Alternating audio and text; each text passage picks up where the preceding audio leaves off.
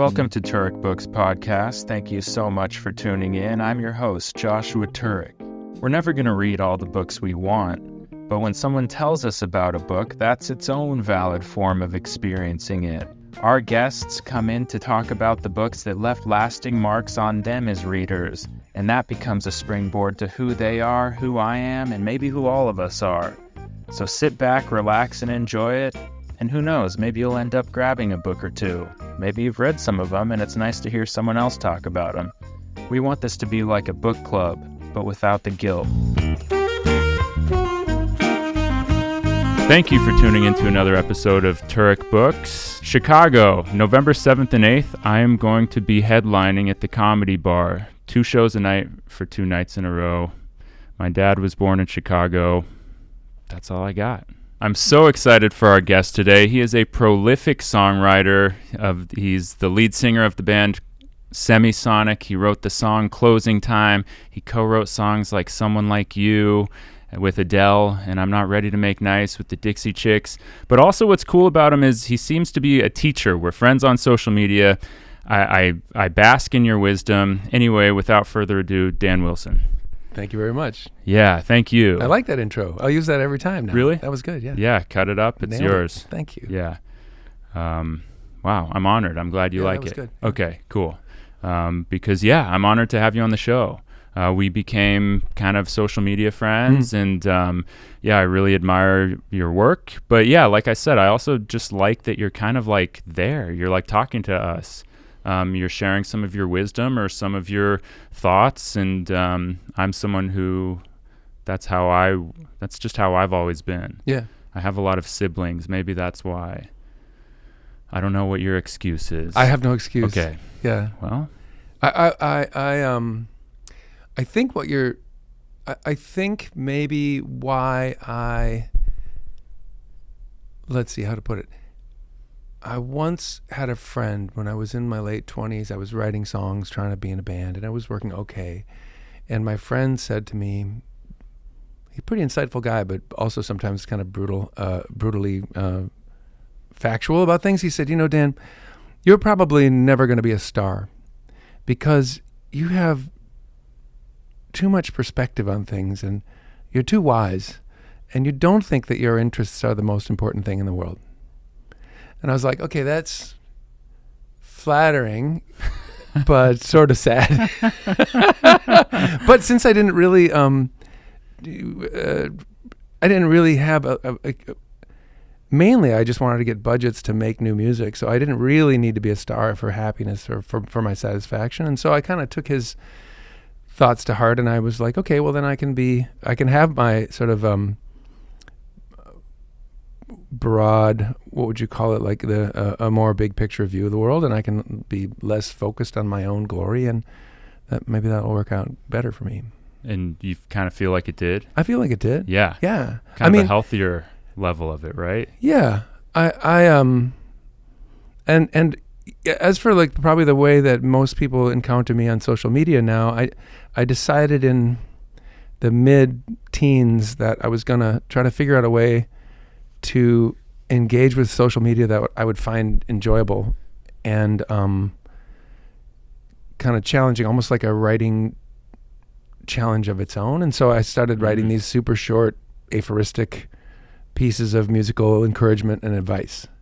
And I think that's how most people encounter me these days, I think, is like I'm trying to say things that might, kind of randomly seem eerily perfect for their day. You know what I mean? Yeah. If I say something that's perfect for a few people's day and then thousands and thousands of people see it, then someone's going to be like, oh, geez, that's exactly what I needed to hear, which is great.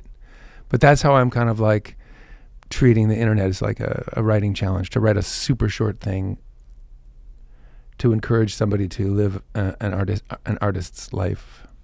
That's beautiful. And artists need encouragement. Shit, yeah. That's like a bottomless pit of reasons not to do it. Yeah, truly.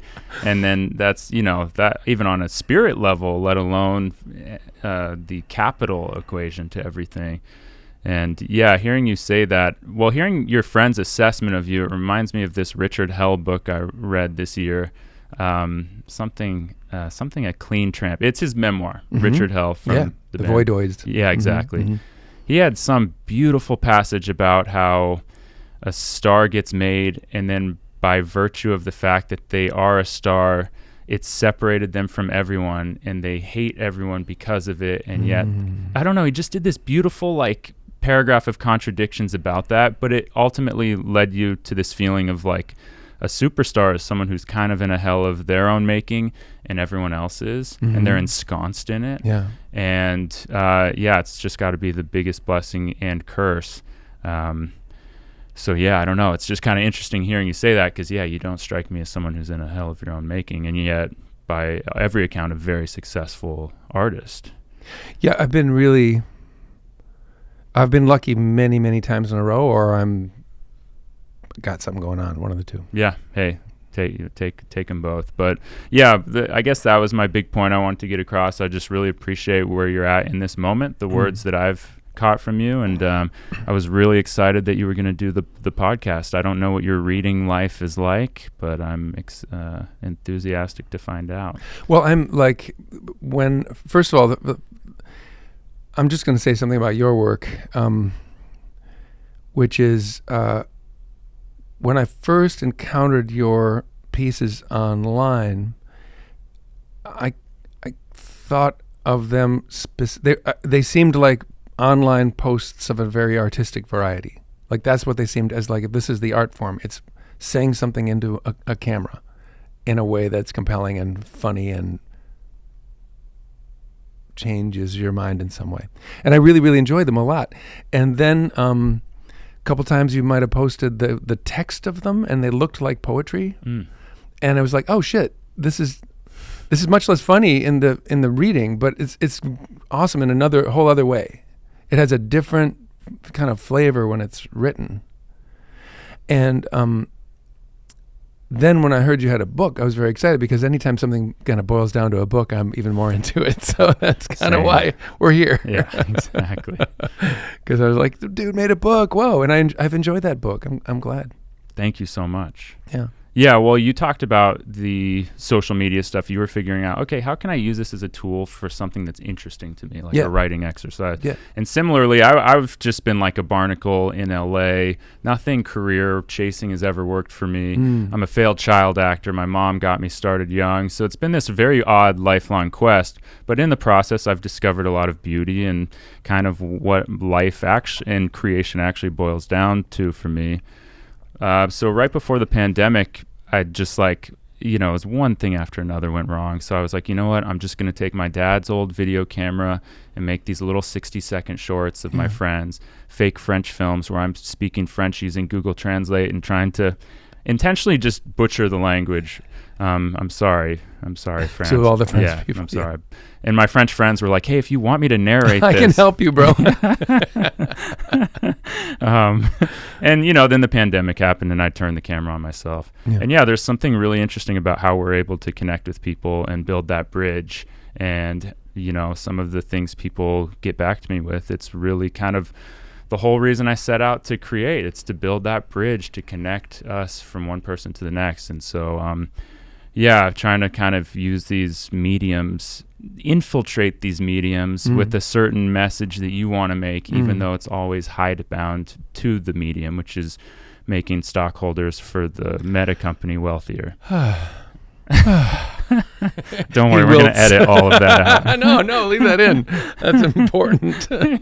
I mean, then, there's I self-published the poetry book, and now it's physical. Right. And I keep saying it, but like now someone's going to be cleaning out their grandmother's closet, and they're going to stumble on it, flip through it a couple times, throw it in the donation pile, but something's going to live in the physical realm. Yeah, it's like it's in the gene pool in a different way now. Yeah. I think one weird thing about the internet info art option, if that's a phrase. Yeah.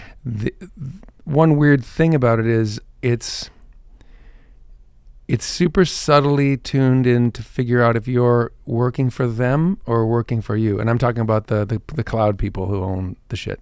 Like, they just have it all dialed in so they can tell if you're doing something that's gratifying for you, helps you, creates more of a sense of community and love between you and your followers, or if you're promoting them, getting people riled up, making them want to look at other posts, and they'll always suppress that first one. That's right. And amp the second one. And so the infiltrating is a funny thing because you can only infiltrate so much before you hit that glass wall that's, oh no, you're not helping us right now. Yeah. With your lovely shit. That's right. You know. Yeah. There's this sad thing I've come across where, like, if a comment comes out, it comes into my comment section pretty quickly after I post a video and it's adversarial toward the video, I tend to know the video is going to do better than the one before it. And it sucks. But you know what else I've learned? And this is heartening about humanity. Are you trying to make that guy mad? Are you trying to make that guy mad? The rage bait. No, I think rage bait is guy. a very specific thing that if you are as addicted to the internet as I am, you can pick up on. But I have learned I don't need to respond to that person because someone's going to come along with exactly the words I want to say, but I'm not even eloquent enough to say because they've been waiting for this argument. They've studied this very argument. And you're on the internet with all the greatest class clowns in the world, right. Plus people who are just, they're going to hit that one home run because this is what they're obsessed with and fixated on. And so they have the language to bring the counter argument. And you hope that the argument, turns into something more like a conversation and whatever. I don't know that does happen because, it's a kind of an inflammatory environment. But, the good stuff still comes through. I've had people tell me, like, they write poems now because they read my poetry book. Yeah. So somehow, come on, man, I think there's great. a way to mess with the algorithm where you phrase things in a certain kind of way, but then kind of have some layers that get the real meaning across. And strangely, that in 14 seconds. Well, except for the 14 seconds, that kind of describes a whole bunch of artistic media. Yes. There's no. I mean, marble is awesome, and it was available in ancient Greece for carving, but it's not the only thing you could make sculptures out of. On the other hand, people there started to dig the marble sculptures, and so the sculptors were like, I'm gonna be a marble sculptor now. Like that's who I am. In my heart of hearts, I'm a marble sculptor. Well, they got steered by the culture into like thinking that, carving marble is like the closest path to knowing God, It's fine. It's not a problem. Yeah. So internet, same thing. It's just these things that get stumbled upon because of reactions to the environment and the times. And then meaning sort of builds up around it and sort of becomes almost overwhelming sometimes. Wow. Yeah. I do know. I mean, hearing you say that, though, like really kind of dials it in. Yeah. And just kind of interesting. They came to Hollywood to make films to escape the Edison patents because he charged money every time you used his equipment, and they didn't want to do that. But also the light. And it's like the light in LA is the marble in Italy. It's like these sort of environmental factors, but also, the times. And then, the internet, I think we're still trying to figure out what that is. Early days, right? Wow. Yeah. But I also just think it's cool that you've kind of adopted it, within each new thing, that new piece of material that comes up, it's like, I'm going to try to apply my artistry to it and see what's there. Yeah. But that's me talking about that world. Yeah. I'm really curious how books have sort of informed your approach to everything. Well, I mean, being a writer, I gotta think you're a reader. I'm a ridiculously avid reader. I'm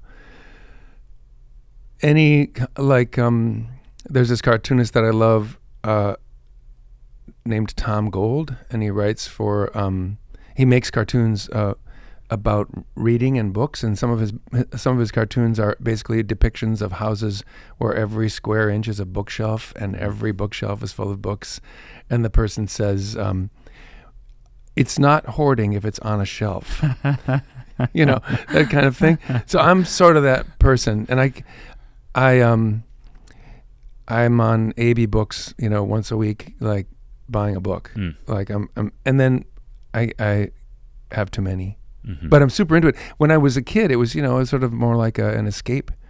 When I was in 7th grade, I had become a kind of, I was always a sort of nerdy, inappropriate, smart kid. And in 7th grade, I kind of discovered that books were amazing alternate reality as opposed to the agony of junior high. So I got super into reading. Actually, should I bring out one of the books? Yeah, I'll bring I out would one of love the books. to. Okay, so this is pretty predictable, I think, and my friends would all roll their eyes if they saw it. The Hobbit by J.R.R. Tolkien. This is one of the books you found in This 7th is a grade book or that around that era? I had read this book in 2nd grade, but I brought this along as a kind of a symbol for the whole Tolkien universe. Yes. So, because the other ones are heavy, there's a lot of them, but in 7th grade I read the Fellowship of the Ring, and it actually turned into a lifetime practice. Every 5 or 7 years I read the whole trilogy again. Cool. And it's kind of amazing, like in my 40s when I read that trilogy, I suddenly saw that it was like an environmentalist manifesto. It's all about nature and coexistence, and fighting and dominating nature are the forces of evil, and living in peaceful, symbiotic coexistence with nature are all the good, the non-evil sort of creatures. And but then the last time I read the book, the books 5 years ago, I really read it as oh, here's what he's doing right now. I really was following Tolkien along as he strategized how to get us from one place in the book to the next, and as he planted seeds for later, oh my God moments, or later whoa, things that would unveil themselves surprisingly, 400 pages later. So I almost read it as okay, I'm an artist and I'm reading Tolkien and I'm just feeling him making his art. And so it's been an interesting, super important part of my life. And then I've read a lot of other books too. Yeah. I mean, so it's interesting how the last time you read it, you came into it with a workman analytical approach to it. Yeah. And how... Or almost like a colleague. He's my guy. That's cool. He's this weird ass guy who's writing books, and his friends are all honey, what are you doing with your life? What are you doing? And he's been this lifelong companion for you. Kind of, yeah, which is parasocial in its way, kind of crazy. Yeah, it is, but it's invited. Yeah. He's inviting you into that parasocial. That's true. He's taking you. He true. built a world for you. Yeah, it's not an intrusion on him, right? That I think of him as my buddy. Yeah, I think it's and you probably know with the way people reach out to you about being fans of your work, or them being fans of you, or what they think of you. And you're not coming to me going, yeah, I think how Tolkien behaved when he was 52 was a little... you're talking about his work that he gave to you. Yeah, although I've read all the biographies of him as well. Yeah, I hate to say it. Was he all right? He was a super quirky English literary history professor, very... probably, on the spectrum in some ways. He's just a typical nerdy guy. Yeah. Okay. Not bad. But brilliant and devoted to his kids, and thus the writing. Pretty amazing. They haven't hit him with any morality. Everybody who yet. lived in the past sucks. That's right. So. That's right. That's the... their values were trash. Exactly. Yeah. No. So what are you going to do? What are you going to do? Are we going to throw it all away, or are we going to take the good and learn from the bad? If he gets rethought in an evil way, though, I'll be sad. Yeah. I'm glad he didn't have a Twitter, The Harry Potter books kind of really took a bad turn there. You're totally right. Yeah. So Cool. So yeah, he was kind of the formative one, and seems like, yeah, like I said, like a companion for you. Yeah. And then, were you happy when the movies came out? I was leery. I was worried. I thought they would be super cheesy or super wrong in some way. But as a, stan, I was really satisfied. Because all the people who made the movies were obviously crazy stans as well. So they I loved the movies a lot. That's great. Yeah. Cool. I mean, even the sort of weird ass, like, green screen, projected backdrop, even the things about it that were obviously, we're focusing on their facial expressions and how sad they are. We really aren't supposed to be bitching about that the mountains in the background seem like they've been painted in by a computer. They're melting. So was reading encouraged in your household, or did you stumble on these as a kind of reaction to where you felt you fit in the world? Reading, my parents were, my dad at the time was a doctor, and my mom was a nurse specialist. They both worked in the same hospital in Minneapolis. Oh. And my mother was super into literature, both trashy summer novel type books, and then also really sad John Cheever, what do they call it? Like novels that are about middle class manners, middle class lifestyle or whatever. Like, so she loved tragedies, and she loved also kind of just goofy, airport bookstore books. Good mix. My dad was not so much into reading because he was just on a white knuckles ride through his career, and he didn't really have a lot of time to read. And most of our interaction about books, my parents and me, was, Dan, your mom and I think you're reading too much. Honestly, I'm not kidding. The mark of a rebel. Yeah, they just didn't understand it. Oh, also, boy. I was pretty depressive in that, and they didn't know what that was, and so that they somehow thought that maybe my pervading sadness had to do with me reading too much, but I don't think so. Yeah. But I mean, it was, it was a fair guess on their part. Like, maybe that's a good theory. He's reading so much and he's sad all the time. Yeah. It's probably the books that are doing it to him. Even then, kind of that it was your disposition. Yeah, exactly. Yeah. Exactly. Yeah. And I mean, the Minnesota winters couldn't have helped, but I don't know. I think the Minnesota winters are definitely conducive to reading a novel. Truly, or right? A book. Yeah. Yeah. I mean, the way those, I had a journalist, Lisa Kwan on, and she hates summer and loves winter. Wow. Yeah. And through the conversation, it was really cool how it revealed to me, winter, for, all its discomforts, it brings you closer to other people and to yourself. It's a little more intimate. I grew up out here in Southern California, so this is all just kind of hearsay to me, but yeah. Well, growing up, when I was in my teens and I was trying to be in bands and, mostly trying to think of good names for bands, but kind of also practicing a little bit. But my friends and I were always trying to start a band, and we were always practicing the songs that we liked and learning how to do certain things. Was really pretty awesome. And all through, and we were all pretty obsessive. If I think about it, several of the people in my early group of musician friends in junior high and high school went on to really successful careers as musicians. So it was like a little hotbed in some ways in my high school. But and then I moved to Boston to go to Harvard, and I studied visual art there. And I was also in bands there all the time, and it was easy to find people who wanted to rehearse all the time. And so I had a couple of bands out in Boston itself, not in Cambridge, but outside of school. And we practiced obsessively, and then we'd sort of tour a little bit up and down the coast, in Massachusetts.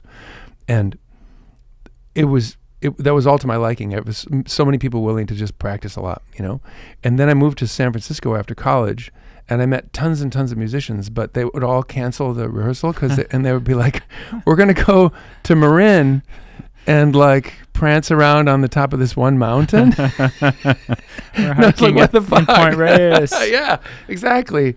Yeah, we're Dolores Park picnic. My friend wants us to surf with him, like, and I was like, wow, what is this place? Like, no one has any time to practice their instrument. But that was it just has to do with the shut-in vibes of being from Minnesota. Yeah. For No, and 6 there it months of the year. is. Yeah, the reps that you're getting, that people are hiking away. They're prancing away all the reps. They're getting reps at hiking. Yeah, that's right. Which is then you have to learn later. If you didn't learn that early, you got to learn that later. So. And did you learn the hiking stuff later? Mostly because of LA. Yeah. Yeah.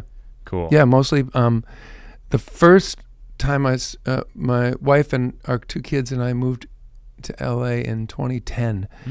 And I had all the rest of my musical time really in Minnesota. And in late 2009, early 2010, I was coming to LA a bunch. I had been coming a lot for writing for years before that. But I was coming a bunch, and I talked to a friend of mine, Glenn Phillips, who sang in a band called Toad the Wet Sprocket. And I called him up and said, hey, let's get together. And he said, what do you want to do? And I said, I'm just like looking around LA because Diane wants to maybe move here and I want to just get a feel for living here. And he goes, well, do you want to decide to move here or not? And I was like, yeah, let's have me decide to move here. He goes, okay, meet me at the Trails Cafe in Griffith Park and we'll walk up to the observatory. So I met him at the Trails Cafe in Griffith Park and we had like a cookie or something like that. And then we hiked up to the observatory. And on the way down, and we sort of caught up. We had not spoken for a while. So we caught up about life and we bitched about circumstances and felt underappreciated and sort of gave each other love. On the way down, he's like, so, did it work? And I'm like, yeah, man, I'm totally going to move to LA. This is amazing. Not even the nature, just bitching with your friend on the trail. But that's also a big part of being in the arts in LA anyway. Oh, completely. So. I've done what you're talking about so many times. And then I played at those tennis courts, the Vermont Canyon courts. That was my everyday spot. And Trails Cafe, for people who don't know Griffith Park or LA, it's just a little shack, but they like bake pies. Yeah. And it's part of the public park system. Yeah. So the prices are pretty modest and reasonable. And there's tables under sycamore trees and avocado toast and turkey sandwich and super cool lavender sugar cookies and yes, picnic food. Yeah, picnic food is great. Yeah, and then that launches you onto one of the trails, and you get. But anyway, the fact that was like right in the middle of town. Yeah, I was just so sold. That's so cool. Like, this is great. Well, and you were talking about your friend's band name, and then you said you were trying to think up band names. I'm not in a band. I'm not a musician, but everyone thinks of book titles and band names, and to me, the band name has to come. But can you really think up a band name? Or does it just one of those flashes of lightning because you've been open to waiting for one or not waiting for one? I think a lot of band names happen because suddenly there's a gig and this long deferred decision is now crucial. And everyone goes, oh, what the hell? We'll call ourselves some crappy name. Show goes well. They get booked again. Guess we're going to go by that name for a couple of shows. And then it's your life. And you're stuck with it. Yeah. The ticking time bomb. It like, or you gotta or the bomb that never goes off. Like we can change the name later. Yeah, that's what it feels like to me. It's got to be a spontaneous or something casual. But same with titles, it's like I can't overthink a title or else I almost just want to throw the thing away, whatever it is I'm working on. That's funny because for me, I know what you mean. But when I started writing songs in Nashville a lot, I kind of discovered a whole bunch of different ways to write. I had usually written with my brother or my band in hotel rooms or basements or sound check for shows. And in a very kind of, oh yeah, we finished that first verse yesterday in sound check. You know what I mean? Yeah. But then we may not have an opportunity to do that again until, next Friday or whatever. So little bits, little accretions over time, and then you have a song like a month later or 2 months later. And when I started going down to Nashville, a couple of things struck me. One was that they were there was this whole ethic of like, well, we're going to finish this today. We're finishing this today. And people would say things. My first couple of visits there, I was sort of horrified because people would say things like, look, if we can get this bridge done by 4:15, I won't have to call my spouse and tell them they have to go pick up the kids at school. I will go do it myself. So can we get this thing done? And the rest of the writers in the room would be like, yeah, come on, let's get that done. So we'd finish the bridge, and then the person would leap into their car and drive away to get the kids. And one time a guy said, I've got a 3:45 tea time. We seem pretty close to being done with this song. What are the chances of us being done by 3:30 with this second verse? And everyone was like, yeah, man, let's finish that second verse. Like, nobody was like, there's no integrity in that. You mustn't be hasty with the creative process. They were all like, oh yeah, cool. We'll get this done. Day job. That was a very punch the clock kind of thing that I had never really associated with writing songs. And the other thing was that they had several different ways they could start a song. One was like a scenario. Oh, my wife and I had this argument about blah, blah, blah. And I thought we could write a song about that. And everyone goes, okay. Or someone goes, I have a title, or a line, and person says the title for the song. There's no song yet. Person says the title for the song, and something in the room changes, and everyone starts like coalescing into a way that that could be a song, or at least saying, okay, I smell something good. That we're on the hunt now. Yeah. Yeah. So for me, titles are, having had like a couple of adventures with band names that led to long, like Trip Shakespeare. The first band I made any noise with was my brother's band, and he had told his bandmates before I joined that he wanted to name the band after his two heroes.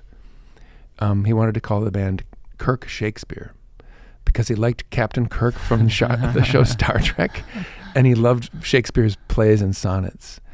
And the other band members rebelled, and they were like, we can't name the whole band after your favorite two people. No, they were not into that. So they agreed to change that first word from Kirk Shakespeare to Trip Shakespeare, which they all agreed for whatever reason. It was like a compromise. Yeah. And then that band, we toured for like 7 years. That's amazing. Constantly in vans and shitty motels, and all around the country for like half the year for 7 years, and all with a name that was like hacked out sort of in a weird negotiation. Nobody would have chosen the name alone. Yeah. Like Rage Against the Machine strikes me as a band name that like someone had a vision and this fit the vision. Yeah. Ultimately. Oh, wow. Yeah. And it's just like, we have this is the name for the thing we're doing and the band we're in. Yeah. It's a good name. Trip Shakespeare. Trip Shakespeare, yeah. Yeah. It you have the verb right away, or is this? And we had a lot of psychedelic influenced fans. Okay, there we go. And we jammed a lot, so. Oh, cool. Yeah. Well, and, your brother, the Captain Kirk thing, like, that was William Shatner, right? Captain Kirk. Yeah, Shatner is Shakespearean, so your brother had a point. Wow. Like, there is something kind of theatrical about William kind of Shatner. over the top about Shatner, you're right. He could be in a Shakespeare play at all times. At all times. Yeah. Yeah, he carries himself that way. So I'm with your brother. I get that. But ultimately, I think, you guys found something cool. And, then you were under that umbrella for 7 years. Yeah, all that time. So talking about music, can I get my second book out? Yeah, okay. Let's do it. So I once, my friend Matt Hales and I once had a conversation about books. He's a record producer. He was in a band called Aqualung. Yeah. And he now produces Leanne LaHavis and Olivia Dean and all kinds of things. He's a British dude. And he said to me once in a kind of a possibly drunken conversation, what's the book that influenced you the most in your whole life? So I thought about it, and I said, well, it's either Labyrinths by Borges or it's The Fellowship of the Ring. And he goes, no, Dan, no. It's When We Were Very Young, the book of poems about Winnie the Pooh. And I was like, oh, yeah. I mean, maybe that. I definitely read that earlier than, so, and other people, he might have said, no, you're lying. It's The Lorax by Dr. Seuss. You know what I mean? Yes. So here's the second book I wanted to share, which I got when I was, I don't know if I can even show it, if the phone will show it, but I got it when I was 17, taking jazz piano lessons from Herb Wigley in Minneapolis. I had decided that I couldn't play classical music anymore, and I wanted to do jazz music. So this book, I don't know. Do you think that phone's gonna be able to see I think we probably can. Okay, so this book was hand Xeroxed and punched by pirates because it was all under the table as far as copyright is concerned. And for years and years and years, jazz bands they'd all have this book, totally illegal. And they'd all, if you asked for a copy of the book, the person, literally the guy who gave me this book, so we have we have John Coltrane and Dizzy Gillespie and Steve Swallow, and there's a lot of Carla Bley. It's an amazing book of lead sheets for bands. If you want to play jazz, you have to know all these melodies and these chord changes. And if you have this book, it'll help you fake your way through it. And that's why they used to call them fake books, but this was called the real book because they just thought it was better. So, but it was illegal. And if someone was going to give it to you, they had to give you a speech like, look, man, this is totally illegal what we're doing. And you got to promise me you won't tell anyone where you got the real book from, and then I'll make you a copy. Wow. And so it has all this kind of like import. But this has been probably the book that I've consulted the most in my whole life. You continue to go back to Oh it. yeah, I just open. I also there's now they made it above board eventually. Okay. And got right with God and the publishing police, but now there's a real book 1, real book 2, all the way to number 6, and then they do them for all different keys for different instruments. And what's the name of it? It's called The Real Book. Let's see. Oh, you told me that. The real book. The real book. Yeah. Because there were the fake it's a books. fake book. Yeah. So like. So this is the real book. So this is the real. That is. This is the real book. This is like. This is one of this the. This is like ancient history real book. Revised edition, very fancy. One of the things I like best about it is they had this one young guy from Berklee School of Music do all the transcribing of these melodies, and this person's opinions about the rhythms and how to transcribe them has become almost like lore. So there's a lot of people in the jazz world who are like, yeah, the real book's not, it's one guy's opinion about what, if that's an 8th note or a 16th note. But it's kind of cool that also the other thing about it is his writing is gorgeous. It is. It's like, it's so readable. You can sort of, you have to use this book in a dark nightclub. It's noisy. Someone shouts out, "Afternoon in Paris." And you're like, find that thing. Okay, C major 7, here we go. And you start playing. So this is probably, and I don't remember the last time I played Afternoon in Paris. That's by the Modern Jazz Quartet leader, John Lewis. Those letters are so like chewable. Yeah, it's just a beautiful font. It's a font, but it's also this vast effort of hand transcribing. You think he's like a monk, doing the Bible. Yeah. Back in the day. And it's almost like people can harp on his interpretation of it, but if it's all uniformly his, you guys could then build off that and play with that. Yeah, go change it back. Because you're adhering to at least a structure. Yeah, exactly. Or like a singular interpretation. Yeah, which is meant to be. That's the reason it's a fake book, is meant to be an approximation. An approximation. It just gets everyone on the same page, and somebody goes, "I don't play that 2 minor there. I do a 2 diminished there," and you're like, okay, it's cool. That's so cool. Yeah. So this is like Napster and LimeWire. Yeah, it was physical. That's why I said pirate. Analog pirating, like you said. Yeah. That's so cool. Xerox machine, yeah. 3-hole punch pirating. Yeah. Wow. Oh, what a special book. Thanks for bringing this in. It's amazing. And do you remember when you got it? I mean, obviously you can't tell us who you got it from. No, I probably can, because he's probably not even alive. But okay. I got it. I was taking the jazz piano lessons when I was a junior in high school and senior in high school. And I'm sure I got it. Herb Wigley, my teacher, said, I can't get you this book. I can't. It depends. If you're like really promising genius of the instrument, they're going to find you a book. Right. You know what I mean? Yeah. But if you're like, then they're not going to go out of their way to get going you to a back alley. The book. You get it yourself, kid. So, but he did have a guy he knew, and I ran into him somewhere. I'm not sure where, and he got me this book. So I was probably 17 when I there. It's been one of the most important books of my life. That's amazing. Thank you for bringing it here. Yeah. I had no idea that there were these networks, these underground sort of systems of information. But that leads me to think there probably are these kinds of books for every trade.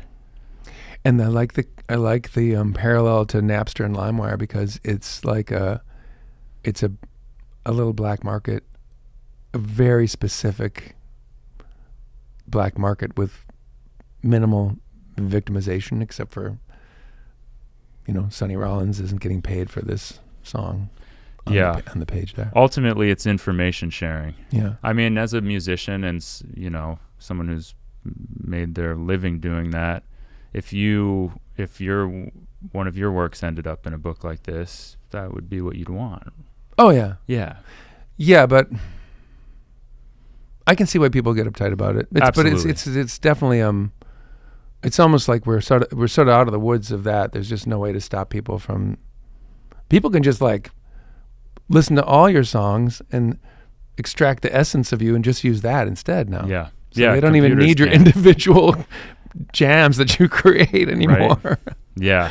Just listen through your history and like make a fake thing of you. Are you optimistic or pessimistic about that whole like AI just like scraping your essence and reconfiguring it?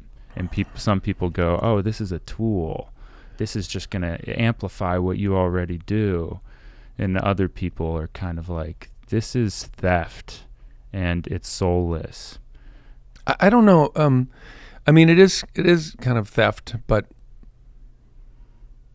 there's a lot of different things that are called theft, and I'm not sure that here's my take. You also don't need to have an opinion about it. No, I do have a take on Okay. it, but it's just me. It's two things. I think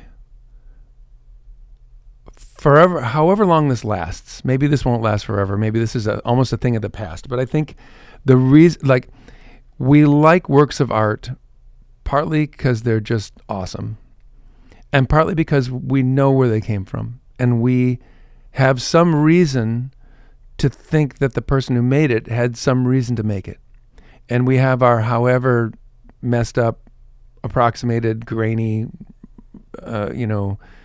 generation loss theory about why they made it. But we still have a theory about why they made it. And when we hear the song, look at the painting, see the movie, we not only just enjoy the sheer dopeness of the artwork, we enjoy it way more because we know that some person made it for a reason and that now we're taking it in for a reason.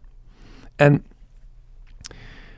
so I think for AI to work really great, it would have to create kind of fictional creators with a whole life story and a purpose and a kind of a history of trauma and redemptive art has saved my life, shit, like, right? So if you can do that, if we could make, we can't just do fake Zach Bryan songs. Right. We have to have a fake Zach Bryan too that we think is real in some form, some lore. way. You need the backstory. So they could probably scrape for that too. But I just think that's, and I'm not saying, that's the difference between soul and not soul. I just think most people, like, I can listen to a song, nobody tells me who made it or why or whatever, and I can actually feel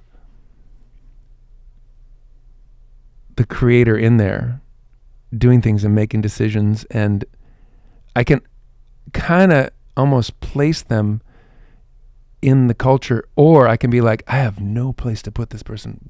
Where did they come from? What is going on here? I can be really, really curious. But that's because I'm me. Normal people, they need to know why they're going to the concert. Why are we going? Like, who's this person? Like, you can't just say the songs are just great. One great thing after another. No, nobody cares. So that's my one thing about AI. Well, just speaking to that point is like you brought in the Hobbit. You told me about your lifelong affection of J.R. Tolkien and the books, mostly the books. And then one of my first questions was like, oh yeah, what was Tolkien like as a man? And you're like, I've read his biographies. A whole bunch of them. And it's like, just in that conversation, we're already like getting down to, okay, well, who brought this into our lives that we can talk about? Yes. And why would he have made the books in the first place? Who does that? And how do we identify or not identify with that person to get through our own struggle of existence? Yeah. Right? And so, that's a great explanation. So I think AI, has a lot of things to learn to do that. Yeah. But maybe an onslaught of sort of shitty art and music that means nothing is just going to cure everyone of the desire to hear music and see art. I have no idea how that works.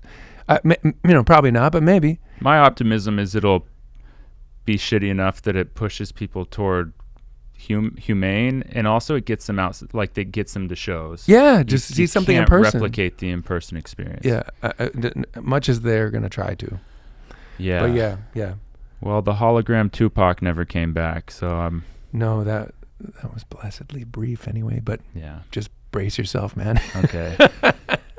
I hope I don't. Oh, man. All right. So, we went from The Hobbit to this secret book. Kind of sounds like The Ring, the Ring of Power. Oh. It's in these 3-ring binders. Yeah. It's like I'm a wizard who had to go up to some tall fortress in the mountains, and I'm looking through a library that's covered with dust. That's right. I'm looking at the real book. Exactly. Tolkien-esque quest. Yes. To get this jazz book. Great jazz melodies. Great. Well, yeah, I'm excited to hear what else you have in your pile. Should we rock another book? Let's do it. Let's see. It's so hard. If you want to talk one that I've read, or you also brought up Borges. Yeah. In our last conversation. Here's my pile. We don't have to do them all, but here's my pile. Love it. Yeah. Well, I could talk. I could talk about Borges. Yeah. Okay. It's probably the third in the sequence. If I know we're not going to do all these, it's totally fine. Yeah. Some of these are things I've read really recently and I love. Oh, cool. So this is Labyrinths by Jorge Luis Borges, and it's a kind of a fancy gift edition of the book, and I got it last year. Having told people that it's one of the 3 or 4 most important books in my life for 35 years. So I got this gift and I put it next to my bed, and every night I tried to read one short story, or I'd read, it's all short stories and essays. So every night I'd read either half of a short story, or if it was short, I'd read the whole short story. And what I discovered was, despite having told everybody that I was massively influenced by this book, which I was, and I can tell you why, but despite having told everyone that I'm a longtime fan of this book, about halfway through the nighttime reading project that I had going, I realized that I was starting to read stories that I had never read before. And what I figured out is that I've read this book many times, but it's all short stories, and I kind of poked around the beginning of the book and then kind of ran out of steam every time. So here we are decades later, and I'm reading the last 12 stories in it that are brand new to me and insanely good. This is like magical realism, sci-fi, the model for every, Interstellar would not exist without Borges. Interstellar is the perfect, the infinite library in Interstellar. The bookshelves that go on through infinity in Interstellar are already in a book here called the Library of Babylon. It's just like proto sci-fi, But this cover is like, here, this is better. Labyrinths. Do people Borges. keep getting this for you? You were kind of This saying? no, this is only my second copy. Oh, only your second. My brother just told me he loves 100 Years of Solitude, another magical realism book. Great one. And just 2 days ago at the free library, I found him 2 very cool copies of it. Really? And I think I'm just going to keep finding him copies Yeah. and give him stack up the Solitude. He can have for a him. shelf on his bookshelf for just that book. Yeah, because the aesthetics of a book are a whole other thing. So this, you realize you hadn't even finished, but it's massively influential to you. Mm-hmm. You were sort of hinting that you were going to let us know what about it connected with you so deeply. Okay, it's really hard to explain, but I'll try. There's great short stories that take you through a situation, and Raymond Carver or something, make you feel something and make you feel like the people in the short story are real. And then when you're done, maybe you cry or whatever, you feel a lot of things. And that's a great kind of short story that I love. But Borges' short stories are all somewhat different because they all have some sort of trick with the actual underlying rules of what a short story is that you discover slowly as you read. And some of them are descriptions of impossible places that are extremely detailed and very, very vivid. And in your brain, you're getting a picture of these impossible places. And then at the end of the story, the impossibility of the place becomes almost like the meaning of the story. Like, it's almost like what's imaginary, what's real, what does the story do to your mind? You think this is all real, but I'm telling you, it's an infinite library with no limits that goes on forever in all directions. But you're still believing the story, and you finish the story and you're like, wow, okay, that's a new thing that a short story could be. That's new. I've never seen that. And that's kind of that rule breaking is something that I really enjoy in books. So yeah, no, I was kind of experiencing it as you were describing it. Yeah, I wasn't one of these people who had good teachers in school. Like a lot of people speak to like a formative teacher they had, and I didn't really have that, but I had a couple that were okay. Yeah, and one of them, Mr. Romero, he was good. Don't get me wrong, but it's not like we had that like Dead Poets Society. But yeah, one of the just random pieces he brought in one time was this Borges piece called "It is to Borges that things happen." I don't know if that was the title or the first sentence, but it's just him talking about the difference between his public life and his private life. And that was 25 years ago that we read this piece in class, and it's still, I think about it all the time. Yeah, because it's questioning the reality that you accept without knowing that you're accepting it. That's and right. It's sort of like peeling back a layer and you're like, oh man, like I just accepted this model of reality that it's not the only one. I love that about his book. And so that's what you love about it, that same essence. Yeah.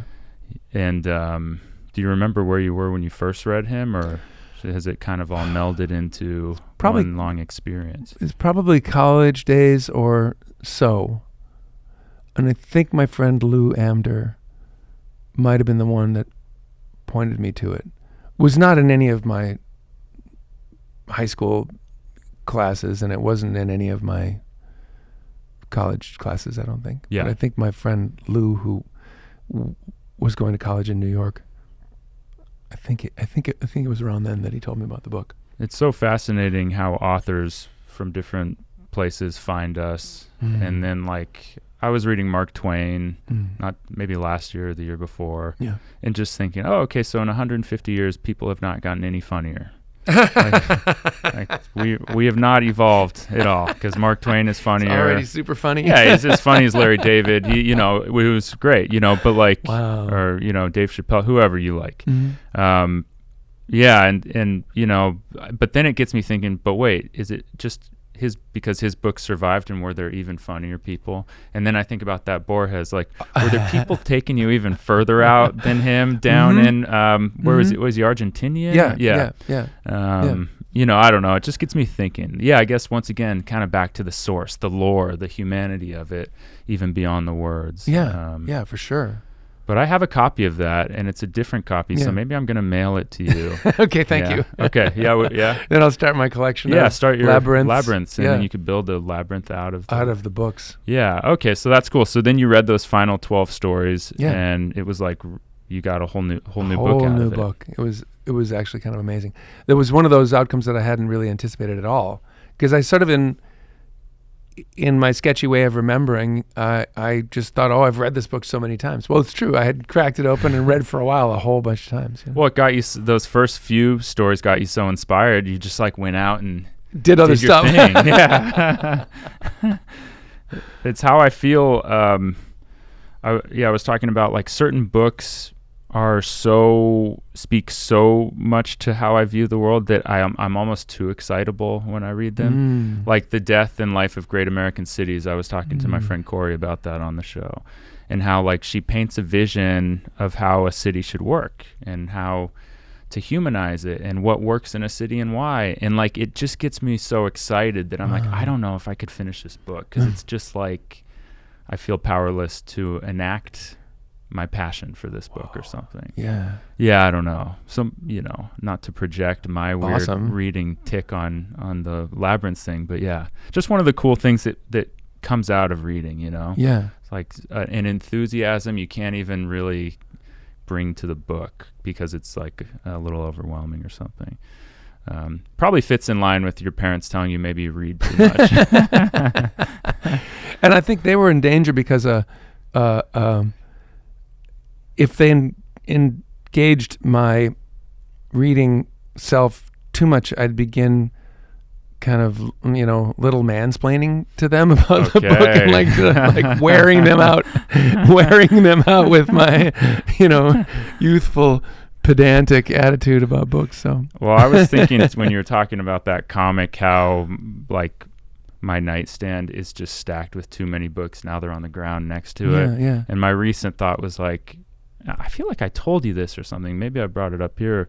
Was I don't have too many books on my nightstand. I don't have a big enough nightstand. Exactly. Yeah, exactly. Like, pile them high. Yeah. Higher. Yeah.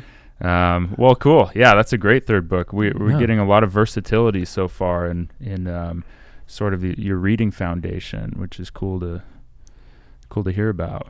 What else do you have going on? I've got a whole bunch. Maybe I'll say like, maybe I'll do like these three next, and just kind of talk about them all at once. But there's a kind of a so this is The Left Hand of Darkness by Ursula K. Le Guin. This is John Scalzi's The Consuming Fire, and this is Parable of the Sower by Octavia Butler. And all of these have been part of a very joyful reawakening of my sci-fi reading the past 5 years. Lucy from Boy Genius commanded me to read Parable of the Sower, and it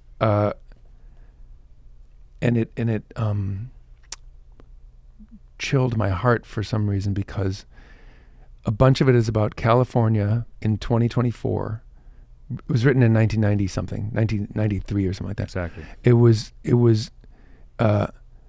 It's about California in 2024 and the forces of almost like social disruption have reached a breaking point. There's a populist presidential candidate whose name I forget. He might be called Jefferson or something like that. But his slogan is "Make America Great Again," and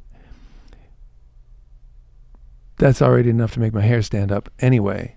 And then the book is also, politically speaking, it's about how all the old allies are now enemies and we're at war with Canada or some shit like that. So, and then the most amazing thing about the book is that, to me, is that the main character of it, Octavia Butler has this main character whose name is like Laurel or Lauren, and she she's kind of inspired to write a whole bunch of stuff about a new theory of life and religion that she has, that she calls Earth Seed, and she collects these writings, and essentially the idea she comes to is that her definition of God is change, and God can be influenced by us. So almost like God is an unstoppable force for change, but God is in a dynamic relationship with us. And that sounds like a lot of like crypto bro religion right now, which is kind of amazing to me. It really sounds like what they're talking about in sort of in their philosophical discussions in Silicon Valley. So she saw that in advance. But in her book, that new religion is a maybe a force for good in a way, or at least countervailing against the chaotic and violent nature of the world around. So that book, like, that's a mind blower. Parable of the Sower. Well, that's so interesting, likening it to the sort of like, you're in control of everything, manifest everything, positive psychology, which is just basically like corporate speak, integrated into your daily outlook. But with a kind of a sort of a glow of the meaning of life and our, purpose on earth added. That's right. To it, you know what I mean? I've been saying like all these like longevity podcasts, these like bro podcasts that want you to live longer. I'm like, well, then why is it a 4-hour long podcast? I mean, time's a wasting. You're sucking my longevity from my marrow. But maybe it's adding 6 hours to your life. That's right. So it might be a net plus. Yeah, that's right. But I think because it was in the ether, I read it just recently. So as the opening chapter took place in July of 2024, that's when I started it. No. Yeah. So it was really cool. I think because a few friends had been recommending it, so it was in the ether. Yes. But you've lived in California now for 14 years, it sounds like, so you know this place intimately, and just the grounded way in which it all is falling apart. She doesn't miss. She doesn't miss. It feels so true to form, and yet there's still some kind of love for humanity within it. Yeah. But also like how they're still sort of abiding by the laws of ownership and capitalism, and it's like, well, they get to inherit the house and they own it. Even as things are so falling apart, they're still clinging to like these, the sort of capital acquiring mentality. Yeah. And then, a community gets lit on fire. Yeah. But until it does, those houses are owned by those people. There's some kind of sacredness about still using money. being your house. Yeah. They're not just trading; they're using money, and everything's like wildly inflated in price. I love her image of how the way to get to Los Angeles, from Los Angeles to the Bay Area is to walk up the 101 with all the other people who are walking up the 101. Just like traffic, traffic as usual. All we needed was an In-N-Out burger. I can't even remember if she describes people going north in one lane and south on the other, but that's the impression I got. Like, it's like, so real. So that book is like, it was like a prophecy. I don't understand it at all. And then Scalzi's Consuming Fire is a part of an amazing trilogy that has a similar like playfulness about like recreating what a sci-fi book could be. But then I'm just going to mention Ursula K. Le Guin, Left Hand of Darkness, because this is an author that I was really late discovering. So I've read like 8 of her books in the last 2 years because I just find her like this book is about a planet of, what do they call an animal that can be male and female? Hermaphroditic. Okay. Or what were you going to say? I was going to be wrong. Oh, well, a planet whose human-like inhabitants are hermaphroditic, and depending on who they fall in love with, they can switch to the other gender. And so the whole book is, and it's, okay, what year is this from? Is this from the 60s? The whole book is about this genderless, 1969. It's this genderless world, or no, ultra gendered because people can be either one to mate. Like many animals do that. They switch over if there's no males around. So there's some, and it follows that kind of basic biological difference into like imagining a whole world a civilization that would make sense with that kind of biological difference. And it's just, and a bunch of her books, I guess she wrote a bunch of her books about this world or the other planets in this world. But anyway, that's like the best science fiction I've read in a long time. That sounds great. It's amazing. Yeah, you're adding books to my list. Yeah, you gotta read that I one. know. Yeah. I can feel it. And also, just once again, it seems like playing with reality in that way that connects with you.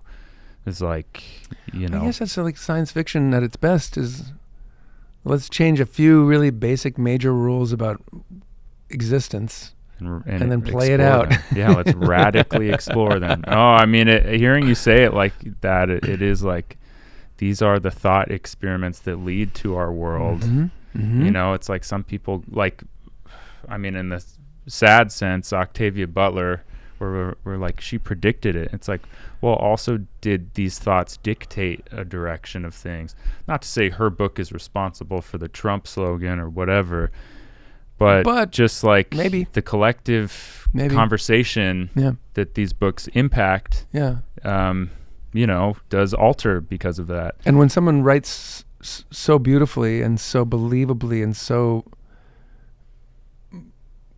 grippingly as Octavia Butler, then you're not just getting the ideas out of the book; they're being sent into you with this like impossible to stop thinking about character and all the weird ideas that the people are fighting over and stuff that why are they fighting over this? Like, why is their world falling apart? Well, yeah, it turns out it's pretty prescient. It's a harpoon, it's like you're caught.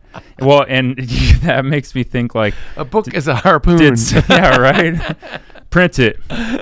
Harpoon Publishing coming from over here soon. It makes me think like, what if some Trump aide literally, or the Trump marketing team read this dystopian thing and was like, oh, that's a great slogan. I honestly think that could happen for sure. Because it's a good slogan. Yeah. It's pretty dope. I mean, like minus all the dystopia but it's a threat siding with it. It's a threat. Like this book is a dystopian thing about a world falling apart and people murdering each other and like tribalism gone mad. And that's what MAGA is warning us about. MAGA is like trying to convince us that that's what humans are made for and what they do. Yeah. And that's, so in a way it's like it's perfect. It's a great slogan, and it's perfect that maybe someone cribbed it from this book. Lifted it. And maybe it's even better that that sort of fearful vision of her book is close enough to the political vision that, Make America Great Again puts forward. Yeah. Yeah, it's, I mean, not to get just too deep into it, but that fear, speaking to people's fears, Yeah.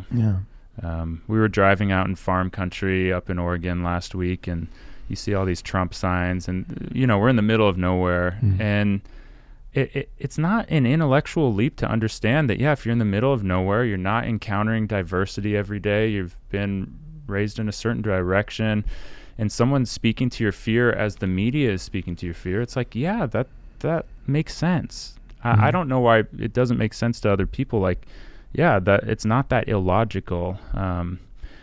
So anyway, just the way that information can be altered or suited for people's aims. I think this book, really hits on. Really hits it for sure. Okay, well, so, and you said you brought a current one or one of these? Well, this the Scalzi book is maybe from like 3 years ago, perhaps. Okay. And let's see. Well, I'll just quickly show you Moon Cop by Tom Gold. He's the one who had the cartoon about it. It's not hoarding if the books are all on shelves. Yes.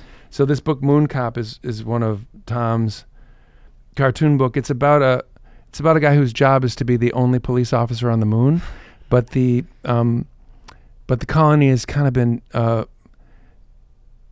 dwindling. People are defecting to back to Earth and leaving, and pretty soon and there's no crime because there's just not enough people to commit crimes, and so partly he delivers the mail as well.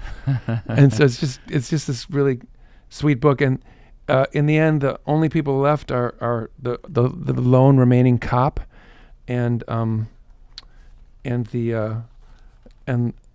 a woman, his friend, who works in the lone coffee shop on the moon, and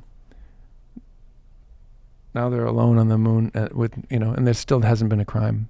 And I just love his drawings. I think he's great. That's nice. Yeah. Quiet. Yeah. Sweet. Super quiet. It's Yeah. like there's no dystopian. Any flames are kind of small and go out quickly. Just a muted imagining. Very Yeah. muted, I love that. Yeah. Well, I mean, I love everything we've talked about. I've just so appreciated your time and what you've brought in here. I could tell you could probably do 20 more of these stacks in an instant, but I won't require it. Thank you. But yeah, I mean, it's so fun meeting people whose avatars we see on the internet, and then being even pleasantly surprised by them, which I am with you. Yeah, just same. Really a warm interaction, and so happy to learn about some of these books and hear how they've come through your life. When we're done, you can tell me some of the recommendations your other guests have brought through here, because Okay. I'd love to know about them. Well, that's been a really cool thing. People messaging me that they've found their favorite author through the show, and like the conversations that are starting to spawn from it. That is the fun of it. I've been telling people to write their book recommendations in our YouTube comments too, which they've been doing, and I've been reading some of them on the show. But yeah, I will definitely tell you, and I'll tell you the books that I've already read from hearing my guests on the show. Amazing. Yeah. I love it. Yeah. So anyway, Dan Wilson, thank you so much. Pleasure. Pleasure having you. Yeah. And thank you for listening to another episode of Turek Books. Happy reading.